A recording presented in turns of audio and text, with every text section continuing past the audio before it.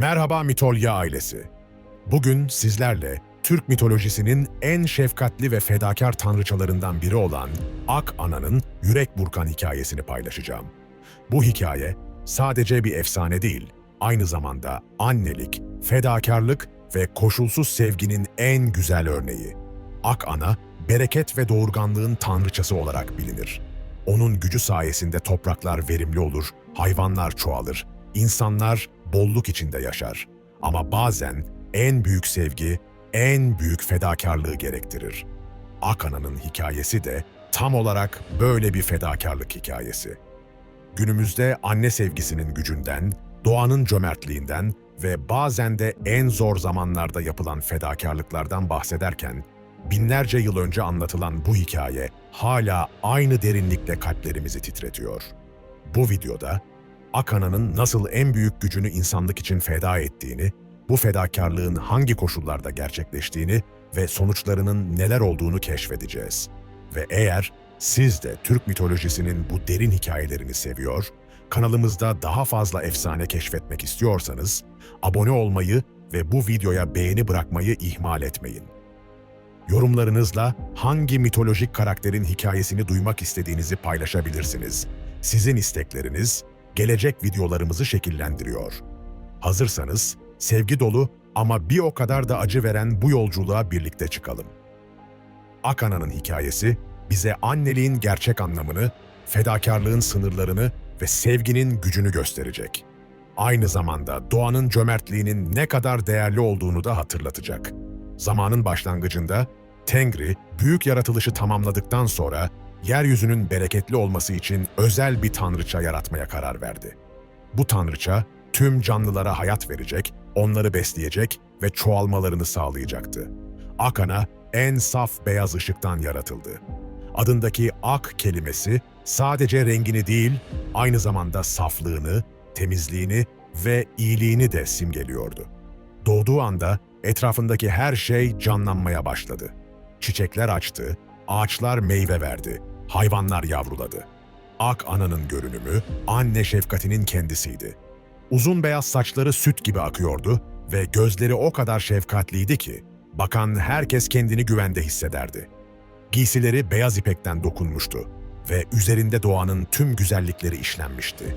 Çiçekler, yapraklar, meyveler. Onun gücü dokunduğu her şeyi bereketlendirmekti. Elini toprakta gezdirdiğinde en verimli tarlalar oluşur. Nefesini canlılara üflediğinde onlar güçlenir ve çoğalırdı. Ak Ana'nın kalbi o kadar büyüktü ki tüm yaratılışı kucaklayabilirdi. İlk görevini Tengri'den aldığında çok mutluydu.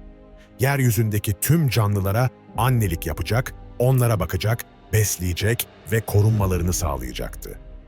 Bu görev ona çok ağır gelmiyordu. Çünkü sevgi dolu kalbi herkesi mutlu etmeyi istiyordu. Ak Ana'nın sarayı en bereketli ovada yer alıyordu. Bu saray yaşayan çiçeklerden yapılmıştı ve sürekli olarak yeni meyveler, tahıllar ve sebzeler yetişiyordu. Sarayın bahçeleri dünyanın en güzel yeriydi ve buraya gelen her canlı Ak Ana'nın şefkatini hissederdi. Ak Ana'nın hakimiyeti döneminde yeryüzü gerçek bir cennet gibiydi. Bu döneme altın çağ denilirdi. Çünkü her şey mükemmel bir uyum içindeydi. İnsanlar, hayvanlar ve doğa arasında kusursuz bir denge vardı. Ak Ana'nın bereketinin sayesinde hiçbir canlı aç kalmıyordu. Topraklar o kadar verimliydi ki en az emekle en çok ürün alınabiliyordu. Meyve ağaçları yıl boyunca meyve veriyor, tahıl tarlaları sürekli olarak hasat edilebiliyordu. İnsanlar Ak Ana'ya büyük saygı gösteriyorlardı. Her hasat zamanında ona şükran törenleri düzenler, ilk ürünleri ona sunar, bereketli geçen yıl için teşekkür ederlerdi. Çocuklar annelerinin kucağında Ak Ana'nın hikayelerini dinler, onun gibi şefkatli olmayı öğrenirlerdi. Hayvanlar da Ak Ana'nın koruyuculuğu altındaydı. Hiçbir hayvan açlık çekmez, hepsi sağlıklı yavru yapardı. Kurt kuzu ile birlikte otlar, kartal farenin yanında uçardı. Bu dönemde doğada hiçbir saldırganlık yoktu çünkü herkes için yeterli bereket vardı. Ak Ana günlerini tüm yaratılışı ziyaret ederek geçirirdi. Sabahları çiçekleri sular, öğleleri hayvanları besler. Akşamları da insanların tarlalarını bereketlendirirdi. Hiç yorulmuyordu çünkü sevgi dolu işler ona güç veriyordu. Bu altın çağ boyunca Akana'nın gücü had safhadaydı. Onun bereketinin sayesinde yeryüzündeki canlı sayısı sürekli artıyor, her türlü bolluk yaşanıyordu. İnsanlar nesilden nesile bu güzel günlerin hikayelerini aktarıyor, Ak Ana'nın adını minnetle anıyorlardı. Ama bu güzel günler sonsuza kadar sürmeyecekti. Zamanla yeryüzünde garip değişiklikler olmaya başladı. İklim değişti, yağışlar azaldı ve topraklar yavaş yavaş verimsizleşmeye başladı. Bu değişikliklerin nedeni evrensel dengenin bozulmasıydı. Erlika'nın yer altından gönderdiği kötü enerjiler yeryüzünün doğal dengesini etkilemeye başlamıştı. Ayrıca bazı insanlar Akana'ya olan saygılarını kaybetmiş, doğayı sömürmeye başlamışlardı. Bu olumsuz enerjiler birleşince büyük bir kıtlık kaçınılmaz hale geldi. Akana, bu değişiklikleri fark ettiğinde çok endişelendi. Gücünü kullanarak durumu düzeltmeye çalıştı ama sorun çok derinlerdeydi. Bereketinin etkisi gitgide azalıyor, eskisi gibi güçlü sonuçlar alamıyordu. İlk işaretler meyve ağaçlarının az meyve vermesiyle başladı. Sonra tahıl tarlaları kötü hasat vermeye başladı. Hayvanlar da etkilendi. Süt veren hayvanlar az süt vermeye, yumurtlayan hayvanlar az yumurta yapmaya başladılar. Akana elinden geldiğince mücadele ediyordu. Gecesini gündüzüne katarak çalışıyor, tüm gücünü kullanarak bereketini arttırmaya çalışıyordu. Ama karşılaştığı güç onun bereketinden çok daha büyük ve karanlıktı. Durumun ciddiyetini anlayan Akana, Tengri'ye başvurmaya karar verdi. Ona durumu anlattı ve yardım istedi. Tengri, bu sorunu çözmenin mümkün olduğunu ama bunun için çok büyük bir fedakarlık gerektiğini söyledi. Akana, ne gerekiyorsa yapmaya hazır olduğunu belirtti. Tengri, Akana'ya çözümü açıkladığında Tanrıça şaşkınlıkla donup kaldı. Büyük kıtlığı durdurmak ve yeryüzündeki dengeyi yeniden kurmak için kendi bereket gücünün tamamını feda etmesi gerekiyordu. Bu, Akana için en büyük fedakarlık anlamına geliyordu. Bereket gücü onun varoluşunun temeliydi. Bu gücü kaybettiğinde artık eski Akana olmayacaktı. Hatta belki de tamamen kaybolabilirdi. Ama bu sayede yeryüzündeki tüm canlılar kurtulacaktı. Akana, bu ağır kararı vermek için zamana ihtiyacı olduğunu söyledi. Sarayına dönerek derin düşüncelere daldı.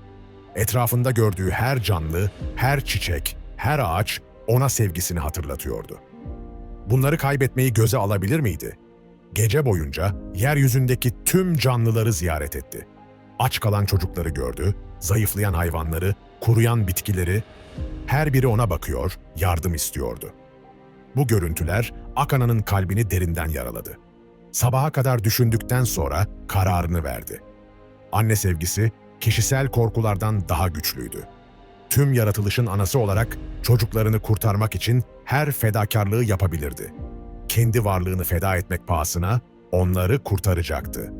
Tengri'ye giderek kararını bildirdi. Tüm gücümü vermeye hazırım dedi. Yavrularım açlık çekmesin, doğa ölmesin. Ben kaybolsam da olur, onlar yaşasın. Tengri, Akana'nın bu saf sevgi dolu kararından çok etkilendi. Ona bu fedakarlığın sonuçlarını bir kez daha hatırlattı ama Akana kararlıydı. Anne sevgisi her şeyden güçlüydü. Büyük gün geldiğinde Akana son hazırlıklarını yaptı. Tüm yaratılışa veda etmek istiyordu. Sarayında son kez gezinerek her çiçeği kokladı, her meyveyi tattı, her yaprağa dokundu. Sonra yeryüzündeki tüm canlılar için son bir dua etti. Bu dua o kadar güçlüydü ki gökyüzü ışıklarla parladı ve tüm dünya Akana'nın sevgisini hissetti. Fedakarlık töreni başladığında Akana'nın tüm gücü yavaş yavaş ondan ayrılmaya başladı. Bu güç bereket enerjisi halinde yeryüzüne yayıldı. Her toprak parçası, her su damlası, her hava molekülü bu enerjiyle doldu. Gücü azaldıkça Akana'nın görünümü de değişmeye başladı. Beyaz saçları gümüşü olmaya, parlak gözleri matlaşmaya başladı. Ama yüzünde huzurlu bir gülümseme vardı. Çünkü çocuklarını kurtarıyordu. Fedakarlığın doruk noktasında Akana'nın son gücü de yeryüzüne aktı. Bu enerji o kadar güçlüydü ki bir anda tüm dünyayı sardı. Kuruyan topraklar canlandı, solan bitkiler yeşerdi, zayıflayan hayvanlar güçlendi. Büyük kıtlık anında sona erdi. Yeryüzü yeniden bereketlendi. Ama Ak Ana artık eskisi gibi değildi. Gücünün çoğunu kaybetmişti ve çok zayıflamıştı. Artık sadece sıradan bir varlık gibiydi. Tüm yaratılış Ak Ana'nın fedakarlığını gördü ve derinden etkilendi. Her canlı onun sevgisinin büyüklüğünü anladı ve ona sonsuz minnettarlık duydu. Ak Ana'nın büyük fedakarlığından sonra beklenmedik bir şey oldu. Tüm yaratılış ona olan sevgi ve minnettarlığını göstermek istedi. Her canlı elindeki gücün bir kısmını Ak Ana'ya geri vermeye karar verdi. Çiçekler ona renklerinin parlaklığından, ağaçlar yaşam enerjilerinden, hayvanlar güçlerinden, insanlar ise dua ve sevgilerinden paylaştılar. Bu birleşik sevgi enerjisi Ak Ana'yı yavaş yavaş iyileştirmeye başladı. Bu süreç aylarca devam etti. Her gün Ak Ana biraz daha güçleniyordu. Ama bu sefer farklı bir güçle. Sadece kendi gücü değil, tüm yaratılışın sevgisiyle birleşmiş bir güçle. Tengri bu olayları büyük bir hayranlıkla izliyordu. Ak Ana'nın fedakarlığı ona sadece gücünü değil, aynı zamanda tüm yaratılışın sevgisini de kazandırmıştı. Bu durum onu eskisinden çok daha güçlü kılıyordu. Tam iyileştiğinde Ak Ana artık bereket tanrıçası olmaktan çok daha fazlasıydı. O, sevgi tanrıçası olmuştu. Gücü artık sadece bereketlendirmek değil, aynı zamanda sevgiyi, şefkati ve fedakarlığı yaymaktı. Bu yeni durumunda Ak Ana'nın etkisi çok daha derinleşti. Artık sadece maddi bereket değil, manevi bereket de veriyordu.